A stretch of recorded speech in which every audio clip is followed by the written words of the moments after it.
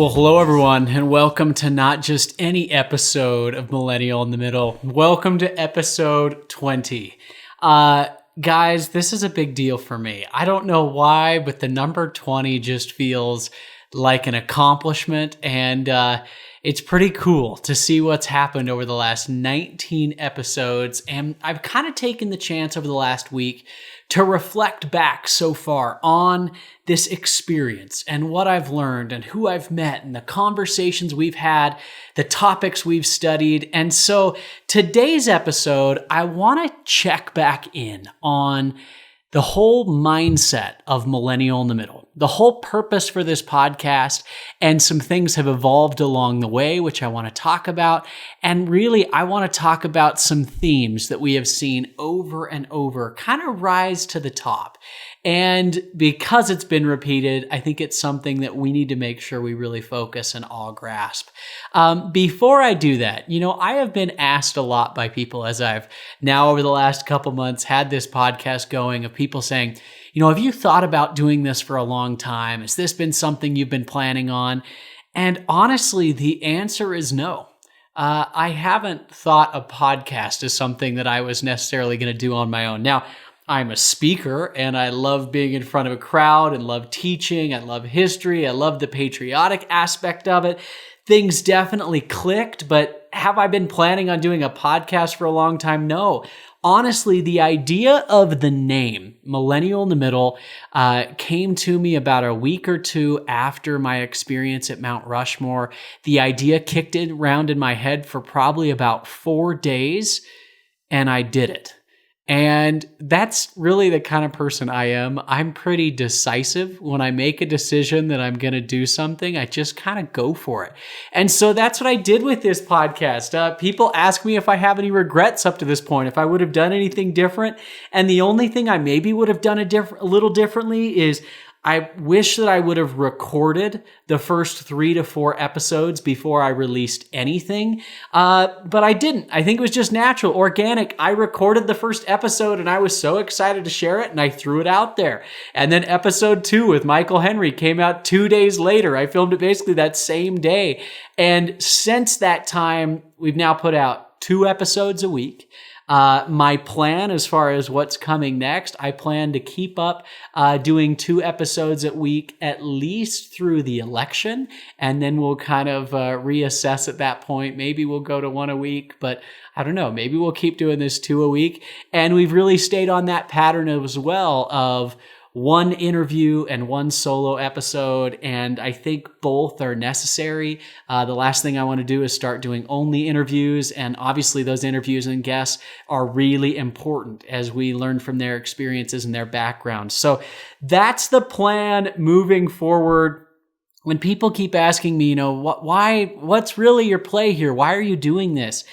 At the end of the day, I really just felt strongly like there's a need for more reasonable voices out there. I think a lot of us are in a similar boat, but we don't necessarily have a platform to speak up. We feel like we're out of the loop because we're not in an extreme. And like I talked about in the beginning episode, the result of that is that we're uninformed or uninvolved. And neither of those things are positive for our community, for our environment. And I wanted to make sure that, I kind of had the mindset of, well, why not me? Why wouldn't I step up and do this? So that's what we're doing. The key to this is consistency. I'm going to keep that consistency up. And my goal is just to keep providing good content as we move forward. So thank you for listening. I know I always say it, but I appreciate so much all the messages you send me. And I really would love to make a push with this episode 20. Maybe you've already shared the podcast a couple months ago when episode 1 came out. Do me a favor. If you're still listening 20 episodes in, share it again.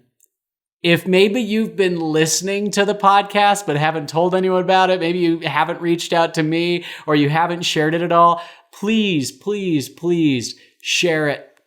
Share this with friends, put it on social media, tag us on Instagram, tag us on Facebook, whatever it might be. This is growing because of you, and that's the only way it's going to keep growing. So let's dive into a few key takeaways of things that I really feel I have learned so far, some things that I feel like have evolved from this initial concept of Millennial in the Middle. And we're going to have some fun today because we're actually going to go back and listen to just some little sound bites from previous interviews and previous episodes, and kind of seeing them all together has been fun. In preparation for this episode, I've actually gone back and listened to just about every episode and kind of found the things that stood out to me. And I hope this is a good exercise for you. And maybe you came on a little late and you didn't watch the first 10 episodes, but now you're watching. Hopefully this will serve as a good recap of our whole goal with this podcast as well. So, the first theme that I hear over and over from guests and people we talk about is the need to find common ground. I think over and over we have seen that we are way more alike than we are different. But if we just listen to the news or we just listen to political talk or the media or whatever it might be, you would think that we're so much different. You would think that we're just on polar opposite sides, and frankly, the extremes are. But most of us aren't in the extreme. I've talked about that concept of the silent majority. That's not a Republican or a conservative thing, even though Donald Trump talks about it that way. The silent majority to me is the middle majority. It's those that don't necessarily fit in with one of the major, one of the two major sides of each argument. And so they just don't speak up. They hang out in the middle. And I think as we start to find that common ground, that's where we make a lot of progress. The first clip I want to share today is with Matt Townsend. If you haven't listened to Matt Townsend's episode in number 6, go back and listen to that, because I think it sets a lot of good rules for kind of the guidance and the mindset I've taken into a lot of these interviews, and I take into preparing for this podcast, really because he gave me a lot of advice. I learned a lot from that interview, and I'm still trying to implement a lot of the practices and philosophies that we talked about in that interview. In this clip, he talks about the need for us to just slow down. As somebody that sat down with tens of thousands of people to do this, the longer you listen to somebody and actually slow down the conversation and listen, you actually will find about 80% agreement with what they're saying. Yeah. So if we actually took every one of the biggest issues out there and we slowed it down and we listened to each side, we have about 80 to 90% agreement. We disagree on about 10 to 20%. Yeah. And our entire argument is about the disagreement. Sure. So one of the first things you could always do with somebody is when you're listening to them, find where you agree with them and agree with them. I totally agree that we need to get more control of our borders. Now, by the way, what does that mean? Sure. But I can agree with you on that point. And then the power of actually starting to see where you agree. And by the way, it's if you're going to pull your car into the garage, right? It's kind of scary. Yeah. But we don't do it at 90 miles an hour. Some do. But usually if we want accuracy, we should slow down and be very clear. Yeah. And what you'll notice with most arguments is we speed up and we get very unclear. I love that point that Matt makes there of we spend so much time focusing on where we disagree that's almost what we're trained to look for, where that's suddenly a paradigm shift. When you listen to someone, especially if they don't necessarily think like you or they come from a different background or perspective than you, listen with the intent to see what do we have in common. Where is that 80 to 90%? And that's really the approach I've tried to take with a lot of these interviews, right? Is to try and find that common ground early on and then to continue to build on that. Now, a good example of this, in episode 14, I had Joe Bright on and we talked about the hippie perspective. That's a really fun episode if you haven't listened to that. While it's fun, we talk about some concepts here that I think are really important when it comes to just being open-minded and how we don't always have to, say, well, what are you, a Republican or are you a Democrat? Or are you on the left or are you on the right? Do you believe this or that? What she talks about here is this mindset to be a little more open about what resonates with you and then running with it. Check it out. Because I think he realizes at the end of the day, call me whatever you want. I am what I am. I like to meditate. I don't have to be fit in a box so you can understand me. I'm more than just meditating. Yeah. You can't fit me in the box. And so what he's really saying is every person, every idea and religion has a truth. Yeah.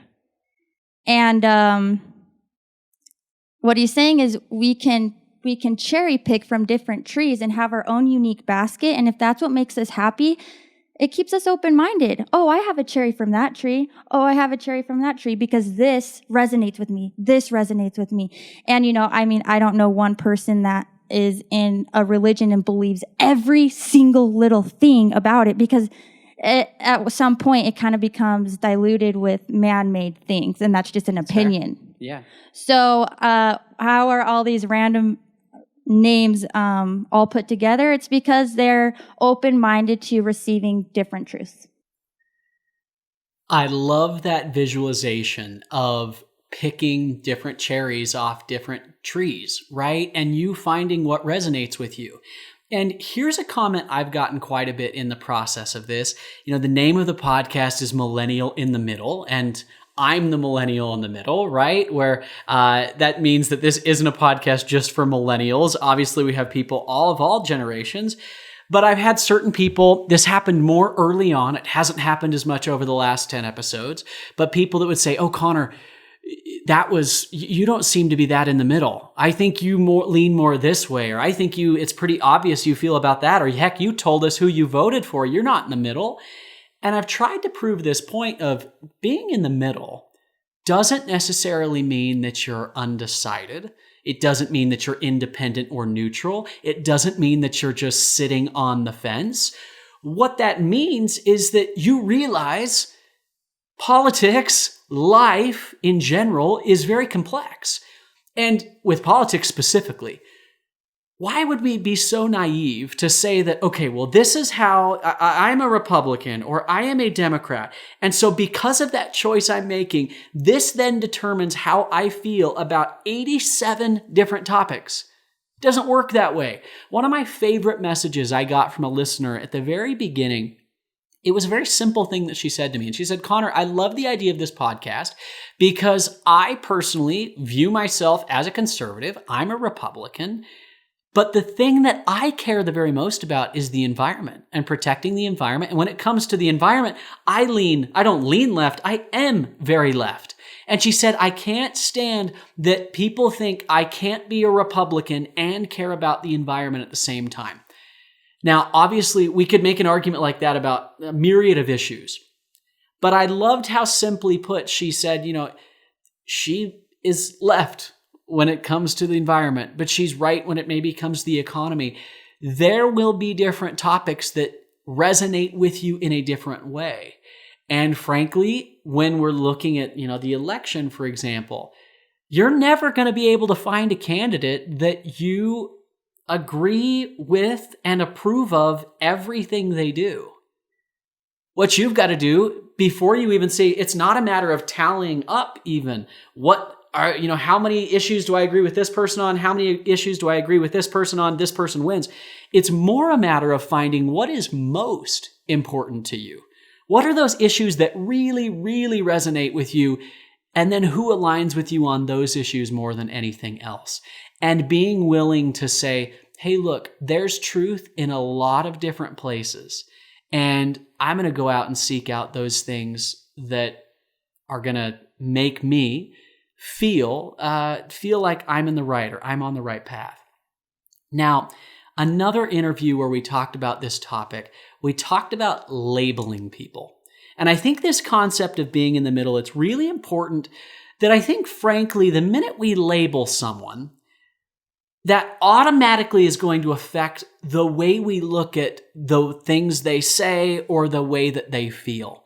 And the clip I'm going to share with you here is from episode 8. Now, episode 8 was a unique episode. It was with Rick and Mindy Gaiman, who have a daughter who has Down syndrome, also has battled leukemia and just won the battle with cancer over the last little bit. It's a really inspiring and touching interview that we had in episode 8. But we talked about, I basically set it up where Rick and his family taught me that I used to always say, that Down syndrome guy, or, oh, he's Down syndrome. And I learned this difference of, no, he's not Down syndrome. He has Down syndrome. And the importance of not labeling people by a characteristic or the way they think, and first just viewing them as people. Rick puts this really, really well here. Take a listen. So I think defining people first as people would do a lot of good in this world. They're not a Democrat. They're not a Republican. They're not a leftist or a rightist. They're not a label. They're a human that has very individual experiences, needs, and wants. And I think the more that we lump people together, and there have been many philosophers in the past that have made the same statement, but I think the more that we group people and lump people together, we, in a way, do damage to them, right? Like, every person is different. And so I think we would say, of Tessa, that Tessa has Down syndrome. She's a child with Down syndrome. Mm-hmm. I would say Tessa is also, you don't say that autistic child. You say a child that's on the autism spectrum, or a child that, has autism, or things like that. When the same thing, this person who happens to be left-leaning or, whatever it might be, they're people first. I think that's kind of the methodology behind that. It's not necessarily just that. It's just opening it up to recognize that we are all people and humans and in the same human family, and recognizing that. And I think just by doing that for other people, you will then in turn respect and love them more, because you first realize what you have in common.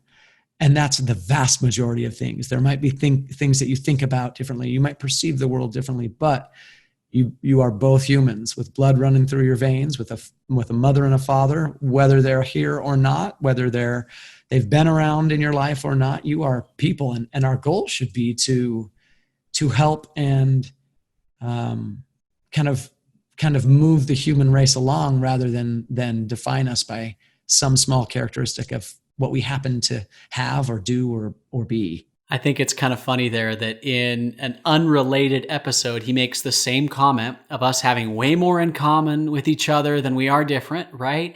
And talking about that need to not label people. Now, this need that we often feel to put someone in a box, to label them, I think comes really back to the second point and the second major takeaway I want to have today. And it's avoid dichotomous thinking and always assume complexity. Let me say that one more time. What I've learned through this so far, avoid dichotomous thinking and always assume complexity. I think life is a lot easier when we can simplify it, when we can make it a yes, no, a pro, a con. Are you for or against this, right? That's how our brains want to process the world. Unfortunately, or fortunately, whatever you want to argue, life isn't quite that simple. And what we have to do as we have conversations about complex topics is we have to open ourselves up to being more willing to listen, right? In episode 4, we talk about immigration, and really the takeaway of the immigration episode with Carla Swenson Haslam was that this is a really, really complex topic. It doesn't even make sense for us to say, are you pro-immigration or not? That's not even the argument. The argument is more about how do you feel about certain pieces along this very complex and complicated issue. And in order to have these types of conversations, we've got to do a couple things here. In Matt Townsend's episode, he explains this very well again, and I want to talk about this clip. Pay close attention. If you ever want to be effective in any kind of conversation or influence of some other human, you have to be willing to suspend your certainty. And that takes an amazing amount of character to hear it. When you always assume complexity instead of cause effect, it's never usually in our human relations, it's never just one cause, one effect. Yeah. Always assume complexity. That's why these problems aren't solved, because they're complex issues, multiple cause, multiple effect. It's complex. And the minute a human simplifies it, it ceases to be the right answer, because it's not complex enough. And our bureaucracies aren't designed to be solvers of complex issues. I love 2 lines in that. Suspend your certainty and assume complexity. Man, that takes a lot. That takes a lot of character, like he said there, to be able to do that. But if we're ever going to make progress, if we're ever going to be able to communicate with each other in a way that is going to advance literally the human race, we have to be okay with the thought that maybe I'm wrong about this. Maybe my mind could be changed if I learned more, or if I had a different experience or a different perspective viewing this particular topic. And that mindset that it is never just one cause and one effect. I mean, we talked about in the response to the convention episodes that, the Democratic Party, for example, has made their main voting issue coronavirus, and basically simplifying it down enough to, well, coronavirus wasn't handled well. By the way, that's an opinion, not a fact. Whether you believe it or not, it's an opinion. Hey, coronavirus wasn't handled well. This amount of people died. Donald Trump was the president. It's Donald Trump's fault. That assuming of cause and effect there is so naive, right? And we can't fall into that. That's where we all of a sudden have to start thinking a little more critically. Now, it takes critical thinking to avoid thinking in just dichotomies, black or white, right or wrong, red or blue, left or right. If we're suddenly going to start thinking critically, it's going to require us to step outside ourselves at times to learn. It's going to step outside our own experience and learn from someone else's. And like we always talk about, once we learn from someone else's perspective, there's 2 different ways we do that on this podcast. We either first talk to someone who's had experiences about a specific topic or, lifestyle that makes us, view what they have to say in a different light than we have on our own. Or second, we look at history, right? We look at those examples of history, and that gives us a new perspective on a current topic. Now, we talk about the extremes, right? I think often when we look at these dichotomies, we think of the 2 ends of the scale. And an interesting comment that Joe Bright made in episode 14, we're going to go back to this again, where she explains this very reasonable in the middle mentality. But then she follows that up with, but I'm an extremist.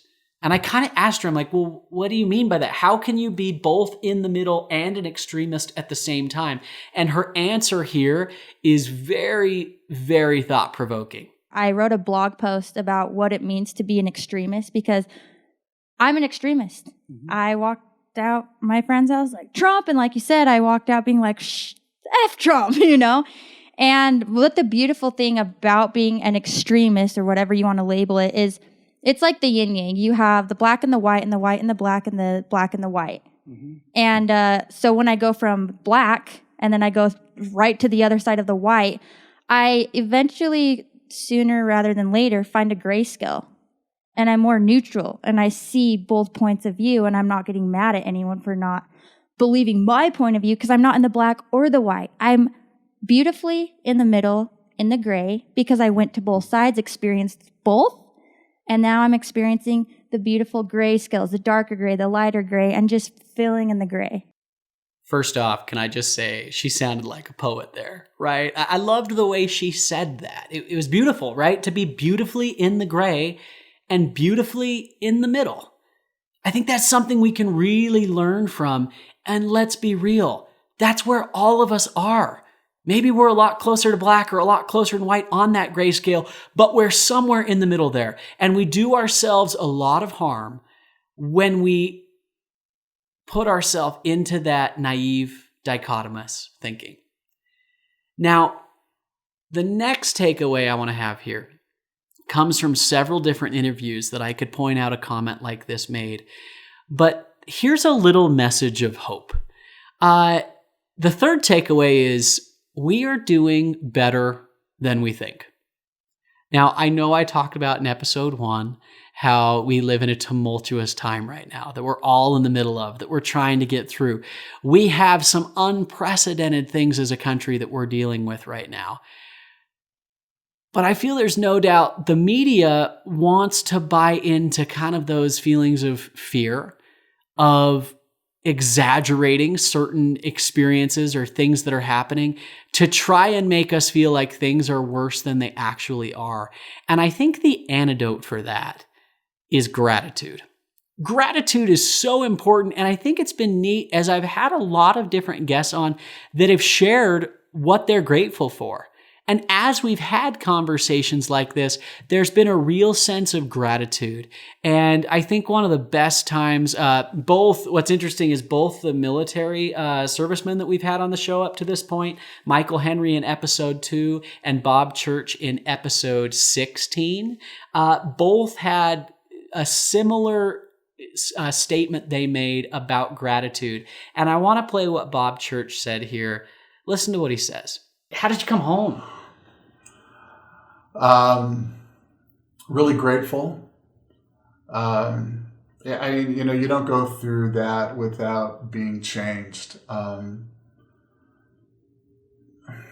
You have a new appreciation for the rights and the freedoms, the freedom to protest, the freedom to, say things, the freedom to trash talk, your elected leaders, to protest against the police, that would never be tolerated over there. And just be grateful for little things. Cold water coming out of the tap. Yeah. Flush toilets. We have a flawed system. We're not perfect, but we're pretty dang good compared to what I saw there, what I experienced. I love the perspective of that statement. We're not a perfect system, but we're pretty good. And of course, if you've listened to that episode 16, he says that right on the heels of explaining what life was like with these Afghans that he met, explaining the tyranny that they lived under, explaining the terror that was inflicted upon them by their leaders and their governments and other people that they, dealt with in day-to-day life. And remembering that while 2020 is crazy, it's okay, right? We all can complain about the crappy things that have happened in 2020, right? What's the worst thing that's happened for me in 2020? I was planning to go to Europe this summer. I wasn't able to. Well, no one has any sympathy for me there. I get it. Yeah, am I bummed? Yeah, do I wish that I was able to have gone? Sure. But it's really easy to look around and find someone very quickly who has it worse than you. And I think we've always got to keep that attitude of gratitude as we approach a lot of these topics. And this leads right into this next point that I've heard from a lot of people as they listen to the podcast. They say, Connor, I don't watch the news.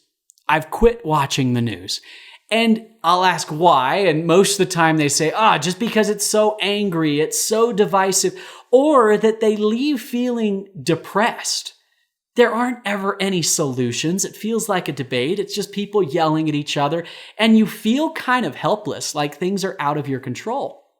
And the goal that I've had with the podcast here, and what I've learned is more and more of my takeaway as I approach these episodes, is I want you finishing listening to one of these episodes feeling better, feeling uplifted, feeling inspired.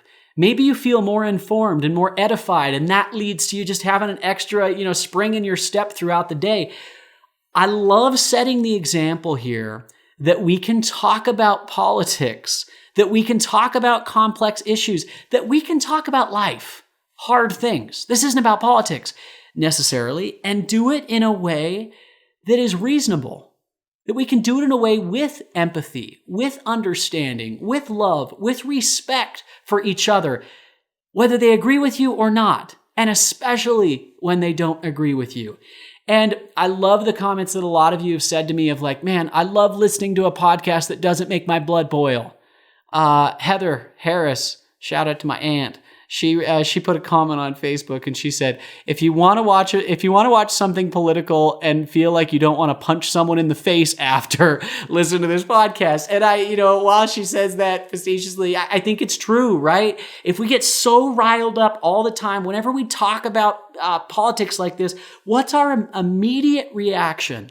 Whenever we go to have a conversation like this with a friend or a family member or a coworker, we've learned that we have to approach these conversations with anger, with a sense of contention. And this then leads to the rules of the podcast. In episode 1, we talked about the rules. Number 1, no name calling. That goes right along with that avoiding putting people in a box, avoiding the dichotomous thinking and assuming complexity. No name calling. Number 2, that we don't need to get angry. There's a difference between passion and pissed. Now, we've had passionate people on this podcast. I am an extremely passionate person, especially when it comes to talking about this country, the flag, when it comes to talking about what freedom represents to the world and to us. Like, I'm so passionate about all that, and I'm opinionated. But we can do it in a way without losing friends, right? And then the third rule that really I think becomes so important is that we approach all conversations with the desire to listen, learn, and understand, rather than trying to prove someone wrong, to change their mind, or to get them to do something. We can have a conversation with the effect to learn, to inspire, to uplift, to inform, whatever it might be. That's what you get here. And I think what that requires, again, is us opening our perspectives and supporting one another. Now, I know I've gone back to Joe Bright's episode a few times, but I think the way she said several of these things really sums up what I'm trying to do with this specific episode here, and in turn, with this entire podcast. Check out what she talks about when she's talking about hippies, the way they think, and why they're so open-minded when it comes to ideas. A hippie looks like they're open to receive more information so they can understand. They're open-minded. They're open to what you have to say. They're not closed off. They're flexible. They're fluid. They're going with the flow. They want to know what you think, how you feel. They care about you because they care about the conscious collective. They understand that we're all brothers and sisters. We're all each other. And whether you want to deny it or not, you are an outcome of your social circle. You're an outcome of where you live. So, right now we're around a lot of fear, around a lot of people who are going a bit crazy. And so if we can stay centered, stay calm, and support each other in being open to do the best that we can in coming together, hearing each other out, while avoiding being so closed-minded to think that I'm right and you're wrong. If you're a hippie, you believe that there's no such thing as right or wrong. There's only resonance. So you could be looking at a number 6, but I'm over here seeing a 9. We could sit here and fight about it, but at the end of the day, you're seeing a 6 and I'm seeing a 9, and who's to say what's truth? I love that phrase, the conscious collective. It's what we're all a part of. At the end of the day, who are we to say what truth is? And if we try to use that as a way to control people or manipulate people, specifically fear, like she mentioned, then we're losing.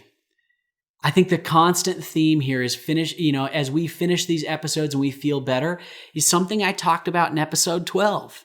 In episode 12, when we talked about that slogan that London and the United Kingdom live under of keep calm and carry on. Yes, we're in a tumultuous time. Yes, things are crazy. Yes, election years can get wild.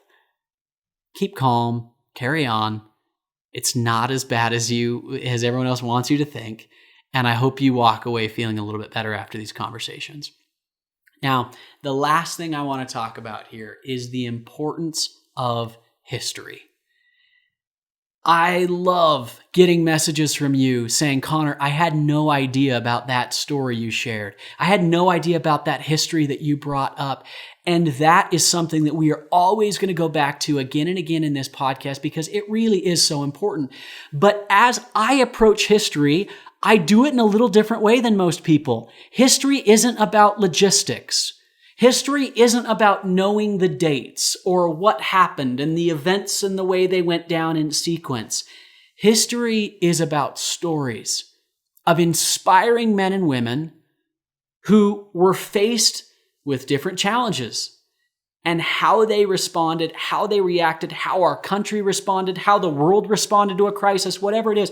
History gives us that roadmap, and that's the real reason I wanted to bring Patrick Henry Hansen on in episode 17, because I love the way he talks about history itself.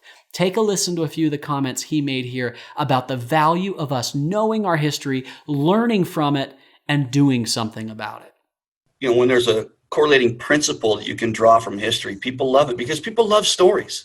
At the end of the day, part of the reason that people don't necessarily love history is because we've taken the story out of his story. And way too many historical teachers or football coaches who know nothing about it, way too many professors in our universities they've almost made history logistical. And when you take the story out of it, you take the inspiration out of it.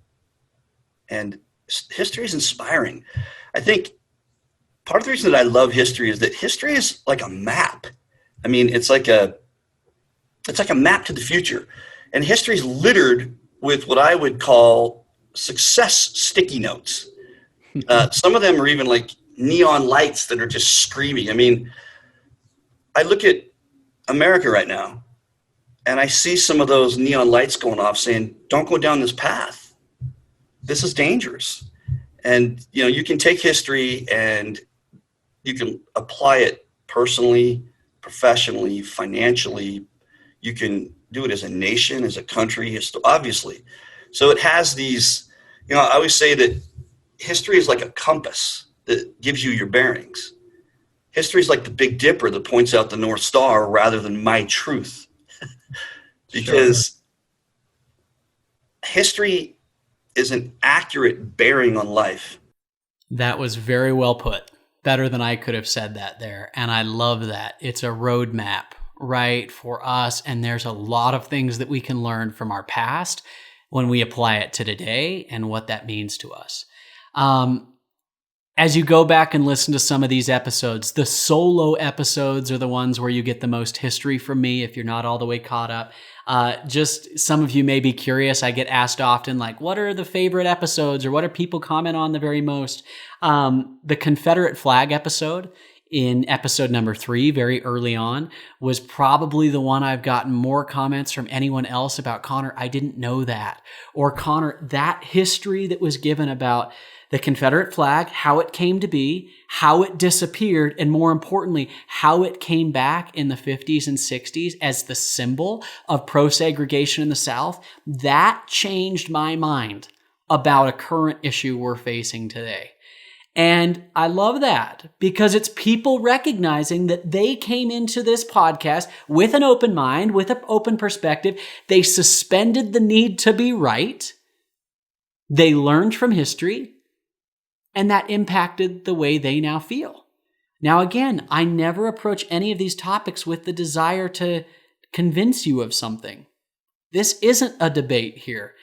As we become more informed, then you make up your mind. And a lot of people change the way they feel about the Confederate flag due to that episode. It meant a lot to me. At the same time, we also talked about the erasing history argument and how we find ourselves in the middle. I find myself in the middle of this. While I want to take down Confederate flags, I am all for supporting the legacy of our founding fathers, George Washington, Thomas Jefferson, those men who were slave owners. They weren't perfect, but they laid in place the framework of this country that we still live by today. Speaking of those great men, in episode 7, America First, a lot of people loved hearing about George Washington's farewell address. That in George Washington's farewell address in the 1790s, he looked America in the eye and said, as some parting advice, avoid political parties. Seek for unity. Beware of people that try to divide you. And remember that you're an American, that we're all Americans, that we're all in this together. Pretty cool, that message from the past and how relevant it is to today.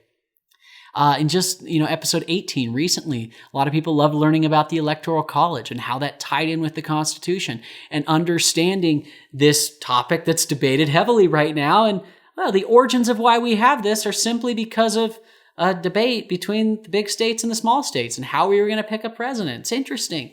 And probably the most popular episode so far has been episode 15. Episode 15 that was about the Star-Spangled Banner, the history of Francis Scott Key penning those words in the War of 1812, and then how the national anthem started being played at sporting events. I told the story of the 1918 World Series, the Boston Red Sox and the Chicago Cubs. And that story is so inspiring. And I didn't know that. That's what's so cool for me here too, is I'm learning along the way. I did not know that story about the Red Sox and the Cubs. I knew about Francis Scott Key, but as that's what started my studying, it led to me being more informed, and it was cool to be able to share that with you. As a side note, I learned one other cool piece of history after recording after recording that episode that I wish I could have gone back and shared with you. So let me just throw it in right now. 1918 World Series not only was the first time at a sporting event that the national anthem was played in the 7th inning stretch. Go back and listen to the episode if you don't know the story. But in that series, in Game 1, it was the first time at a sporting event that there was a military flyover. That was pretty cool. First time there was a military flyover in Game 1. Really, it was one of the first times planes were even around. This is 1918. Think about it. And while we have our troops off fighting in World War I as a show of support that, hey, we were strong, we were doing okay, we had airplanes fly over the field to show Americans that, hey, we're okay, and to show that display of power. Thought that was so cool. That's over 100-year-old tradition. And I've got to give a shout out to Amber. I've now talked about 2 different aunts here. My Aunt Amber texted me after that episode. She said, Connor, I think that was the first time the World Series, that a sporting event had a flyover. And I said, I don't know. And honestly, I said, I don't think so. I don't think we were doing flyovers that early in 1918. Sure enough, went and looked it up. She was right. So shout out to you, Amber. But, I love that too. If you have stuff to add to what I'm learning here, shoot me a text, or more importantly, or reach out on social media channels and send me a message, and I'll add it later on. Let's talk. Let's continue to learn. Now, in closing, the final piece of history I want to talk about today is what I talked about in episode 1. We're going to bring it all the way full circle here. I had the idea of episode 1 with the whole concept of Millennial in the Middle. I remembered that song, Stealers Wheels, stuck in my head of clowns to the left of me, jokers to the right. Here I am stuck in the middle with you. I learned this new piece of history, that one-hit wonder was written as a parody, making fun of Bob Dylan and other Hollywood elites at a cocktail party, and these guys just feeling like they were stuck in the middle of some craziness. They had clowns to the left, jokers to the right, and they were just somewhere in the middle. The famous line, I'm trying to make some sense of it all, but I can see that it makes no sense at all. And obviously, that played in perfectly to this whole theme. It's so relevant to what we're doing now. It's so relevant to the world that we live in, the tumultuous times, and all the loud voices, and the loudest voices are always tending to be the most extreme.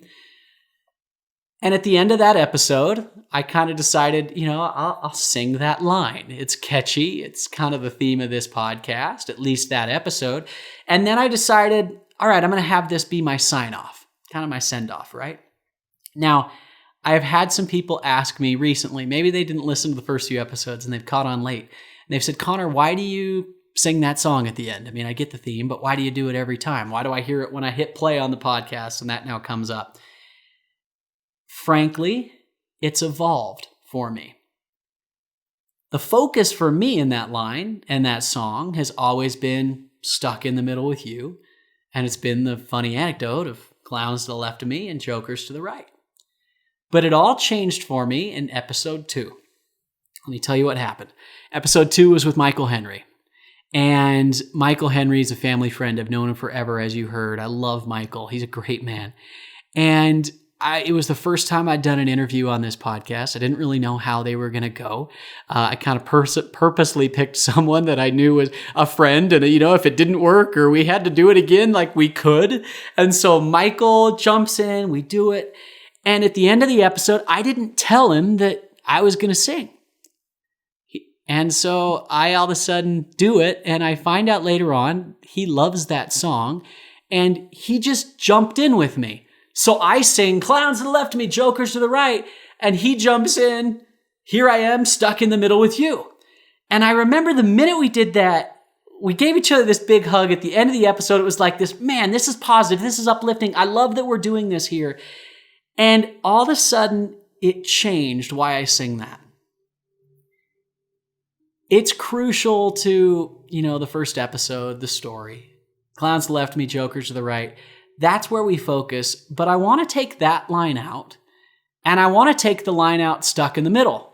So if you take the things that really we've been focusing on in that song and take it out, what do you have left? Here I am with you. And what I think is so cool now, as I've had guest after guest on this show, they've all joined in on that song. And the last thing we leave after having an open discussion, after having a real, raw, sincere conversation, then singing together, "Here I am, stuck in the middle with you." And at the end of the day, I think that's what this podcast is all about. We are all in this together. We are not perfect. We are in an imperfect world, and we're just trying to get through it. Stuck in the middle doesn't necessarily mean we're just stuck in the middle of the extremes as well. I talked about in episode 1 that there were 2 real reasons for talking about the middle. 1, that we're stuck in the middle of the extremes, but 2, and what I think now is more important, is that we're all just in the middle of life. We're in the middle of relationships. We're in the middle of challenges, in the middle of trials, in the middle of successes. And we're all in this together. Now, I know this sounds maybe a little hokey, but my mom's a yoga teacher, and because she teaches yoga, I found myself going to a lot of yoga classes over the last 10 years. And if you've ever gone to a yoga class before, you know that almost all of them end with the teacher saying, "Namaste." Now, what does that mean? Most people probably don't know. What I love about what my mom does at the end of her yoga classes is not only does she say namaste, but before she says namaste, she gives the definition. And I love this definition. I have it memorized simply from hearing her say it. Take a listen. Namaste means, "I honor the place in you in which the entire universe dwells. A place of light, a place of truth, a place of love, integrity, and gratitude. When you are in that place in you, and I am in that place in me, together we're one. Namaste." I love what that phrase and really that maxim proves, what it teaches.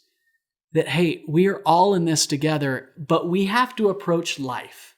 We have to approach conversations. We have to approach conflict with a mindset that, hey, I respect you. I honor who you are, where you've come from, what you're going through, and I'm going to be in this place in me, and I hope that you come from that place of empathy, love, understanding, and respect as well. And if we can both do that, together we're one. I think that's what the rules of the podcast are all about, right? I said, who did the rules of the podcast apply to? They applied to my guests, they apply to my listeners, and most importantly, it applies to me. That's the approach I have to have here. And I really think now the singing of that song at the very end is kind of my millennial in the middle, hip, fun, a little lively and loose way of saying that same statement of namaste. I respect you. I have empathy for you.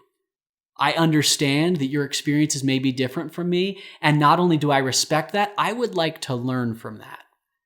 I'm coming here with an open heart and open mind, and I'm curious to see what comes from this.